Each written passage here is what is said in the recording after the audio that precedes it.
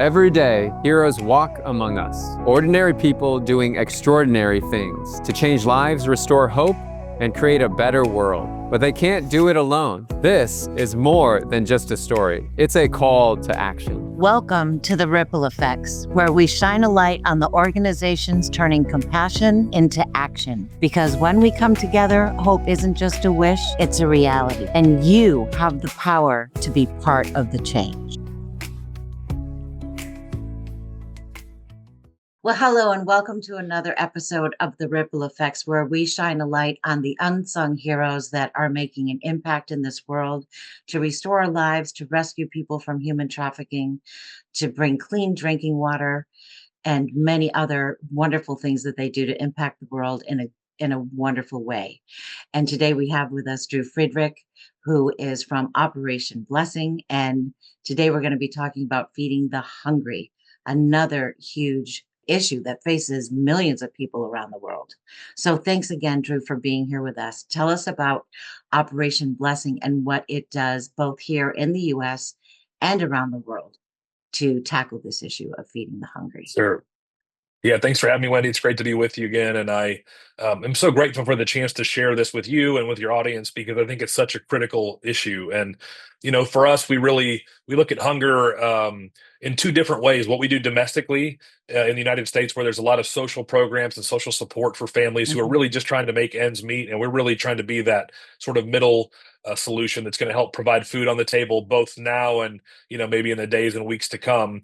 Although internationally we feed a large number of people, and what we're hoping to do internationally it really is teach people how to feed themselves, to help start micro enterprise businesses, how to learn agricultural skills, how to have dignity by being able to work with their own two hands and put food on their table, money in their pockets, and raise their families. And so for us, we really know that just like water is life, food also is kind of that next component. Once we've gotten people hydrated and cleaned up and they have the sanitation and hygiene piece, if they're starving, they can't dream, they can't learn, they can't have hopes of a better future. And so we really believe that we have to step into these places and help feed people both spiritually, but certainly physically as well, because it's such a tremendous need. And so often we see young children, we see older adults passing away far too soon simply because of a lack of nutrition.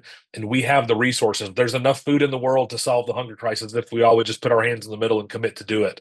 And so Operation Blessing is doing our best to try and solve hunger both here in the United States and also around the world. Now, I love the way that you just said that there's enough food in the world to feed the world, because there are certain people that think the world is overpopulated and, the earth can only support, so what is it, 2 billion people or something like that. And you're Sure. saying the direct opposite, that there is enough food in the world. I love Yeah, that. I That think gives me about hope. well, we should have hope, but I think it's going to take all of us doing our part, certainly. Yeah. But you think about the amount of food that's wasted. Even in our own home, I Oh, talk with my kids all the time about how much food we throw away after dinner or how much food, gets spoiled in the refrigerator. And, we've been in some of these hardest hit places in the world, places like Haiti, places like mm, Myanmar, Indonesia, the Philippines, Kenya.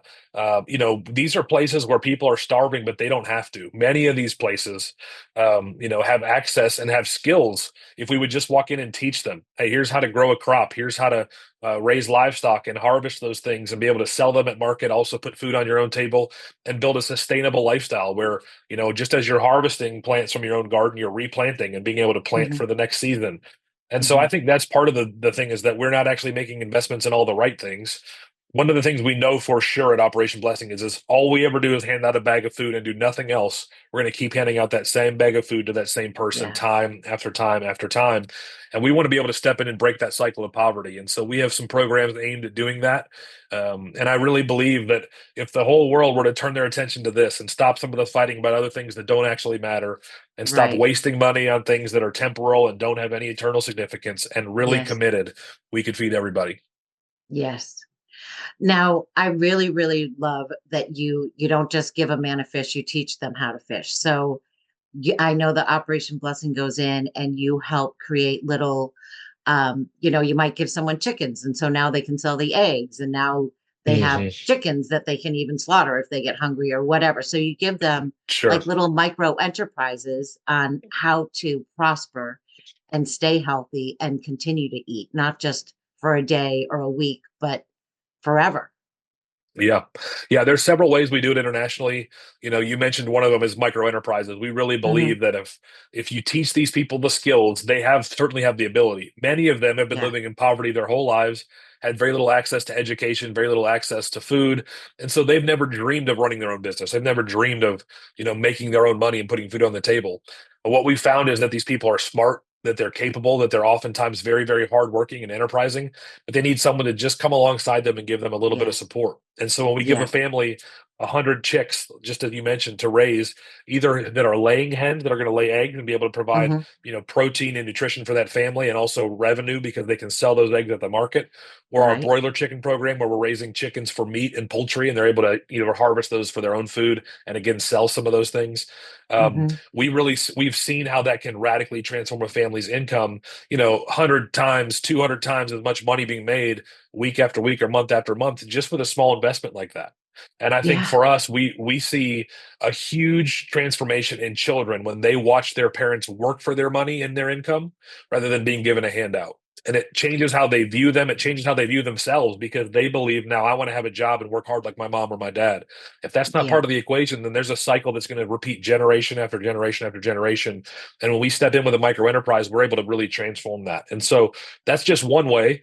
One of the other great programs we have is it began in Ukraine and it's kind of spreading around the world for us now. It's called Seed, something to eat every day. And it started in the I gypsy love that. villages in Ukraine. And it's a really neat program because it's, again, sort of a similar approach: agricultural training, livestock training. And oftentimes, while we're teaching the parents how to, grow a garden, how to raise livestock, we're also educating their children in a training center just around the corner. And so you've got parents learning job skills and life skills. You've got kids learning English, being discipled, learning computer skills. And that's how we transform generations. It can't be just Oh, one or the yeah. other. We can't just Yeah. transform parents. We can't just form the youth. But when we do both simultaneously, we see entire communities transformed. And so Something to Eat Every Day is a really cool program. And we've seen people, particularly in Ukraine, which is referred to as the breadbasket of Europe. It doesn't really matter what you put in the ground in Ukraine, it's going to grow. I mean, Oh, their soil really? is so rich. It's so rich and so full of nutrients, and they can grow. I mean, I've seen, gourds and cucumbers and pumpkins, the bigger than you can imagine. They almost look comical that they're so huge because they grow so Really? well there. And these Wow. communities harvest potatoes, and they love beets, and they'll do borscht soup and all these things that are culturally relevant to Ukrainians. Yeah. But they just, again, need somebody to step in and just teach them. And so we go in and we do training. We provide seeds. We'll provide, um, we'll help them till the land. We'll teach them how to do that. And again, then what's really cool, Wendy, is to see a mom and a dad in the field and their young child right with them, helping to Yes. harvest what they've planted. And so they Yes. begin to see the fruit of their labor. And I think that's biblical. I think that's a great, life lesson for all of us. When we make an investment in something, there's a reward that comes from that. And Yeah. so often, I think these people living in poverty have been told, "You're worthless. You're hopeless. You have no Yes. future." And we just don't believe that. We think we can do something to radically transform that with just a very little investment. And so programs like Seed make such a huge difference for families like that. Well, and I love that you're making it generational and you're seeing the kids see, oh, mom and dad are working. I want to work. I don't want to just sit back and get a check from the government and do nothing for the rest of my life. You're teaching Mhm. them to be enterprising and to have goals and to prosper and to be abundant and to have businesses. I mean, that's generational wealth is so important. And the fact Yeah, that you're creating that is just, that's just phenomenal. Absolutely phenomenal. yeah, yeah. Well, I think for us, what we really have found is these people want to work. They're often viewed as or characterized as lazy and uninterested. But again, they've been told so often that they have nothing to offer. And what we've Yeah. found is when you give them classroom training and then hands-on training, they're eager to learn. They're eager for more. They want to grow. They want to do their own thing. We've seen families where we've helped open one small business, and we check in with them 2, 3 years later. They've now got 3 food stalls and a food cart going because they're Yeah. entrepreneurial at heart. They know how to do this, but they needed somebody again to kind of give them a little bit of a push. Right. And so Right. that's what really encourages us. And I think it's exciting for us to see young people watching their parents, but also to see kind of that light come on in a parent's eyes and go, I can do this. I'm not hopeless. I don't need to just go stand Yes. in a line and get a food bag, but I've Right. been given these God-given talents and gifts and abilities, and it's my job to use them. And that's part of our message is that you have a responsibility to use what God has given you. and Yeah. in many ways to invest it, even though it's time and talent in this sense. And Yeah. there's a reward there, there's a return on that investment. And so we're thrilled to be able to teach people that principle. I really love that. And you're change and by changing the adults and the children, you're not just changing that individual family, but together you're having an Sure. impact on entire countries, I would imagine. Yeah. Absolutely. And one of the things that I think we've, and this maybe isn't unique to Operation Blessing, but it certainly is a core principle of what we teach is that anything we do should be done with excellence. And so Yes. I think about, again, I'd go back to Ukraine because I've been there and seen this firsthand. We started a brick making factory, which you may go, well, how does brick making have anything to do with hunger relief? But this is creating jobs in this community for people who've never worked otherwise, and revenue. Oh, yeah. And so often, these brick makers, we did it with such a high level of quality. We became the preferred vendor in that entire region for those who needed bricks and decoratively stamped concrete. And so all these bigger companies that have been around forever were kind of going by the wayside, and people would come to us because we had policies with some of these people like, hey, if we sell it to you and you get home and it breaks in the first week, we'll replace it for free of charge. We're going to do it with Mhm. excellence, Yeah. and we're Yeah. teaching these people what generosity looks like, even though they have nothing to offer. We're being generous with our customers. We're teaching them what Yes. excellence looks like. And so you're changing people's mindsets. That to me is half the battle, is again reminding them, even though you don't have a lot, you have a little bit of lack, you do have something you can give. You certainly have Yes. talent and you have time, but when you Yep. begin to get an income and you begin to generate revenue, now you can give back yourself. And so I think that's been a huge Yes. component as well, is letting people know when we do work, we do it with excellence, no matter what the case may be, and we do it with generosity in our hearts. And God shows up and rewards that in a big way. Yes. Yes. I love that you do it with excellence. That is so, because if you do everything with excellence, then integrity follows. All of the other good attributes naturally come together with that. Absolutely. Yeah. When Absolutely. did good enough Yeah. become good enough? You know what I mean?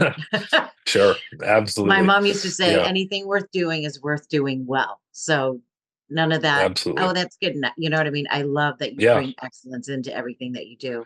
Yeah. And it shows because you're so effective, you're so cost effective. I know Operation Blessing is on the Charity Navigator. It's always got 5-star ratings and so forth, and you use your money effectively and your resources effectively. And 90 cents on or more of every dollar goes directly to the cause. And I think more so than many other nonprofits out there. I know that they have good intentions. I know that their goals are very good, but the way that Operation Blessing puts all of the elements in place to bring forth this efficient, effective outcome that impacts so many people throughout the world it's just exceptional. It's absolutely exceptional. Well, thank you. We're honored to do the work that we do. And we really believe that, again, I talked about this a little bit with you on the water solution side. We really believe that local solutions and local staff are the key to the answers Yes. to these things. And so Yes. when we have staff on the ground in places like Kenya or places like Ukraine, these are people who know that community, who know those people, who know what those Yeah. needs are, and who know what the solutions need to look like. And so that Mhm. allows us Mhm. to be more efficient just by the way that we spend money on the ground. We're not wasting time on travel. We're not wasting time on Right. exploring what the solutions might be. We know what they are because the people who are Yeah. serving with us are from that community, are from that village, or from that country.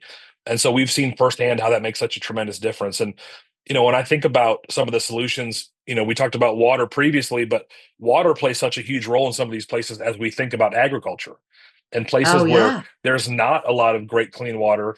We want to be sure that we're able to use, rain catchment systems and water filtration systems, vertical gardens to be able to grow produce that's fresh and not going to make you sick when you eat it and all those things. So that's Right. how some of our different pillars that we do here at Operation Blessing really go hand in hand to provide both a clean water solution for some communities, but also as we Mhm. do that, to provide a clean water source for growing things like agricultural, feeding animals, Right. washing, vegetables when they've been picked. All those things kind of go hand in hand, and we see how when layered on top of each other, it raises the level of community health, it raises the level of community Yes. nutrition, and again, we see everybody begin to thrive as a result. Yes. Yes. And by working with people that are local, I would imagine you're far more well received rather than some stranger just flying in and doing a photo op and, "Oh, Absolutely. here we are," to help you, when Sure. you're really Yeah. there on the ground, you're in the community, you're trusted, you're known, you're liked, all of that. I would Sure. Well, imagine those I are would never Yeah. Yeah, I would never badmouth any other NGOs, and there's none that come to mind. But I do know that we've been in places where they've said to us, "I've seen people like you come here before, and you Yeah. promise us money and you promise us things, or you take our pictures, and we never actually see the money or the funds or the results show up." And I Yeah. think that's again the benefit for us of we're not flying out. Now we Right. may visit from the US on occasion, but our staff on the ground is going to be there. And Yeah. I just think that makes such a huge difference because they're going to see our faces. Our people are going to know the people in that community. And Hmm. the ones who are bringing the solutions are the ones who were there from the very beginning. And we're Yes. proving to them that we care, we see them, we're invested in their success for the long haul. And I just Yes. think, we have to build that trust with communities, and it's very, very hard to do that from the USA. But having a local presence and a local staff gives us such entree into those places, and they trust us from the very outset. Yes. Absolutely. Absolutely. Now, how many countries is Operation Blessing in feeding and doing the seed project and so forth?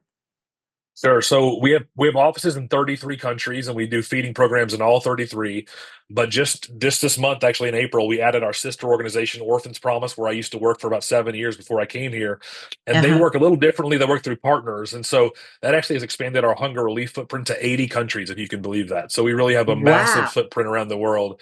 And in many of these places, we're educating children as well.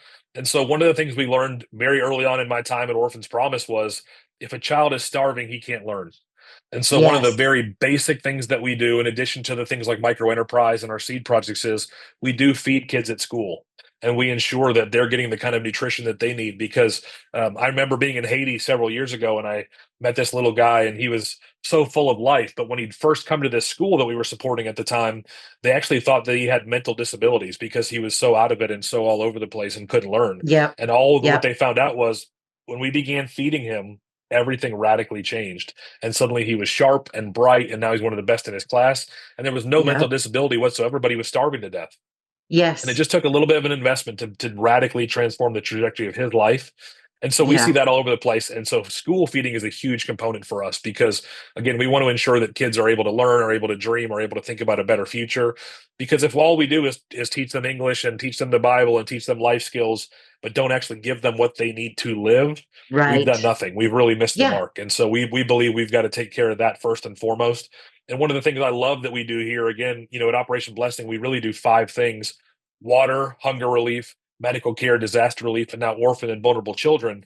That medical Hmm. component is a big one for us because when we go in and Oh, feed yeah. kids in these schools, we're actually testing their levels. We're testing their BMI. We're making sure that when we begin feeding them early on, we test them again 6 months later and say, have they gained weight? What are their iron levels like? Are they actually improving from a health perspective?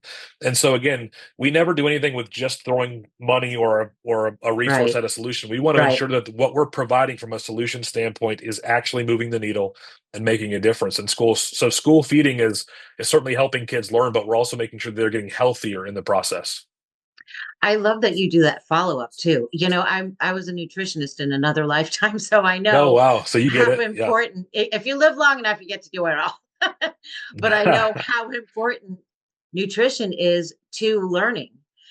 We had a liquid formula that when the kids took it, there was kids that actually increased like 2 reading levels in the span of Yeah. just a few months, just by giving them the proper nutrition Yeah. that they were Yeah. lacking. Yeah. Well, So their that's brain is huge. still developing at Yeah. that age. And so you think if you Yeah. don't have the nutrients and you don't have the calories for your body to do what it's built to do and to develop, Right. they're not going to get there. And we just, again, I don't feel like we can talk out of both sides of our mouth and say over here, we're going to train these parents and we're going to do all these agricultural programs and do all these things, but then not prepare these kids to be able to step into that future and actually take it to a different level. So it really takes us working on both sides of each generation. And that's where we've seen the most Yes. success and the most transformation is helping children and helping parents in the same Yes. community and preparing them for a better life in the days ahead. Yes. Yes. And talking about feeding the kids in school, there's a lot of kids here in America where the only meal they get is from school. And then they're totally at risk when school's out for the Mhm. summer. And I think I read a statistic, I don't know how long ago it was, but I want to say it was 1 out of 4 children in America are going hungry. Yeah. In Yeah. America. I mean, that's crazy. And there's no reason for it, Wendy. Honestly, I think we're putting our money in the wrong places. We're putting our time and our investments in the wrong places in some Yeah. cases. But we have, Yeah. we've got a great program here where I'm in Virginia Beach, Virginia. We have a local warehouse here. We pack about 3,000 food bags a month here at our local warehouse and Hmm. distribute those to local partners. But in addition to that, we've got two schools that we work with primarily. That's a pilot program. We're hoping to grow that exponentially in the years ahead, where we Okay. give kids food bags on Friday afternoon. We send them home, and so that they've got enough food from the time they leave school Friday to the time they come back Monday morning, because so many kids are eating breakfast and lunch at school. They're getting free and Yes. reduced lunch, and they're relying entirely on the system to feed them. They get home, there's nothing there waiting for them. And so between Yeah. Friday and Monday, the cupboards are empty, the Yeah. fridge is empty, nobody's cooking a meal. Right. I sit down when I was growing up, I got to sit down and with my family every night for dinner. That's not happening for many of these kids in this country. Yes. And we really Yeah. think we can step in and make a difference. And so we're already working on a plan for that. We've got, again, two schools that we're working with locally just to kind of pilot what that program looks like. One of the neat things we're doing in addition is we put what's called a flex farm in one of these schools. And it's actually these vertical gardens where kids are growing their own fresh lettuce and produce. And so they're taking fresh produce home over the weekend as well. A lot of these families that live in poverty Very are good. living in what we would call food deserts. There's no grocery store, there's convenience stores, there's fast food, but they're not having access to fresh Yeah. produce and fresh fruits and vegetables. And so they're not only growing their own produce, but they're bringing it home with them and eating fresh produce on the weekends. And again, it's Oh, I one love small that. piece of a solution, but we really believe that, as poverty has unfortunately gotten worse in some pockets of the country. And Hmm. so we really think we need to have solutions that invest in families, and just like we're doing overseas, that we teach families what it looks like to eat healthy, to prepare healthy meals. And many of them don't know what that looks like. If you didn't grow up in a family Yeah. where fresh healthy meals were cooked every night, you sat around the table, we need to teach you Hmm. that. And so we're working on some plans for that to happen as well. And we really think that investing in that young generation who's being fed at school, large part, is going to make a big difference in the years ahead. But we have tremendous vendors who donate product to us, tremendous donors who donate financially to us. But we really believe that through local partnerships, getting food into the hands of those who need it most, that's how we're going to see the difference made. Yeah.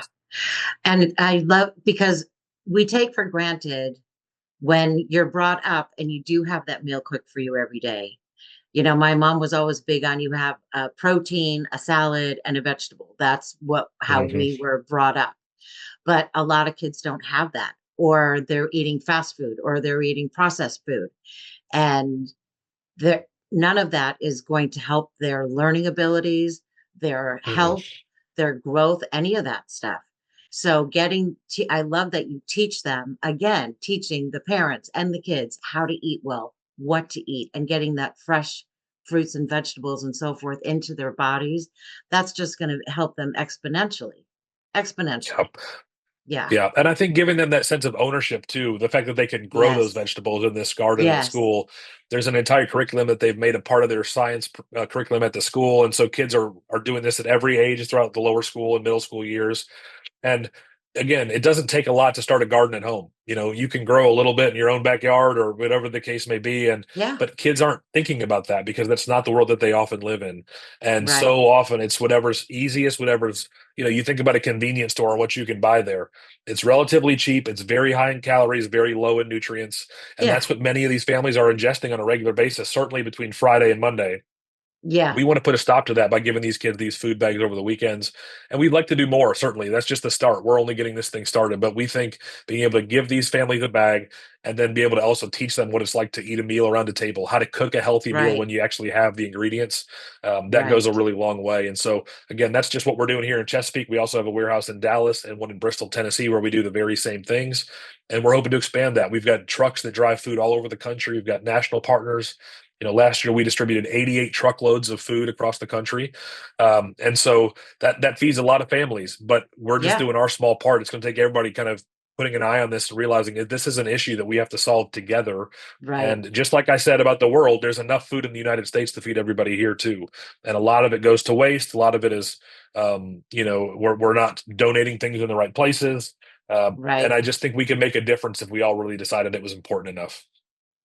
Well, and like, even look at bakeries or something that, if the bread's a day old, they have to throw it out. Well, Hmm. why? Why Right. can't you go donate that to your local food bank or something and Sure. put it in someone else's mouth instead of the dumpster behind your bakery? There's so much Absolutely. more. Yeah. Because I Yeah. remember when I was growing up, my mom would make these casseroles and she would never tell us what was in it. We'd all be like, ah. She'd The say, mystery casserole. yeah, Yeah. exactly. And then she'd say, there are starving children in Africa. And I'd be like, well, could you send it to them? Yeah. Yeah. Oh, yeah. But No, I yeah, get my it. brother, Yeah. take a bite and, put it in his napkin, that kind of thing. Yeah. Feed the dog under the table. Yeah. Yes, exactly. But I Yeah. feel bad, Totally like get you it. said, we have food go bad, and I really do feel bad. Like if I have salad or lettuce that goes bad, and I'm like, I'm so sorry. I just feel like that was money that I Yeah. wasted, and I do not like Sure. to waste money. Yeah. So, and Yeah. I think another thing that you do too, Drew, is don't you find local, just like you do throughout the world, do you find like local food banks and things like that, and you just kind of come alongside them and help Absolutely. increase their impact in the community?